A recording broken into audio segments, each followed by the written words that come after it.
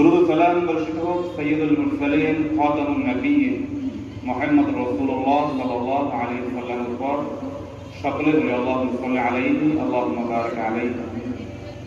সম্মানিত হাজিরিন, এই দিনে মাজলিসে আমন্ত্রিত সকল উলামায়ে কেরাম যে নসিহতগুলো করবেন, এই নসিহতগুলো আল্লাহ সুবহানাহু ওয়া তাআলা আমাদের বাস্তব জীবনে, আমাদের প্রত্যাহিক জীবনে যেন আমল করতে পারে সেই তৌফিক আল্লাহ সুবহানাহু ওয়া তাআলা আমাদের সকলকে দান করুন। সকলে আমিন। সম্মানিত হাজিরিন, আমি পবিত্র কুরআনুল কারীমের অসংখ্য অগণিত আয়াতে কারিমা থেকে একটি আয়াতে কারিমার অংশ তেলাওয়াত করেছি এবং রাসূলুল্লাহ সাল্লাল্লাহু আলাইহি ওয়াসাল্লামের মুখ নিঃসৃত অসংখ্য হাদিস থেকে একটি হাদিস পাঠ করেছি।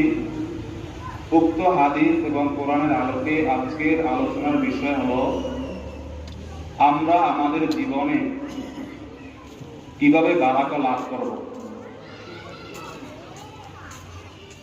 হাউ টু গেট বারাকা ইন আওয়ার লাইফ, যে আমরা আমাদের জীবনে কিভাবে বারাকা পেতে পারি। এই বারাকা শব্দটা আমাদের অনেকেরই পরিচিত। এটা একটা আরবি শব্দ, এর বাংলা হলো বরকত। এটা আমরা সবাই বলি যে বরকত হয়েছে বা বরকত লাগছে। তাহলে এর বরকত মানে কি?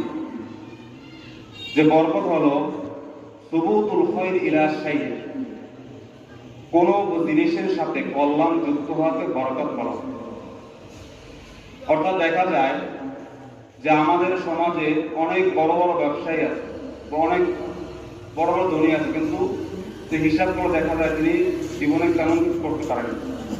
অনেক লম্বা জীবন পেয়েছেন কিন্তু কিছু করতে পারেন না বলে। আবার অনেকে অনেক অল্প সময় পেয়েও জীবনে অনেক কিছু করেছেন। আপনি কি এদের এরকম? তাহলে এটা হলো বরাকার ফলাফল। এই বরাকার কয়েকটা উদাহরণ আল্লাহ রাসূলের জীবনে থেকে আপনাদের সামনে উল্লেখ করব, তাহলে বুঝতে পারবেন যে বারাকা জিনিসটা আসলে।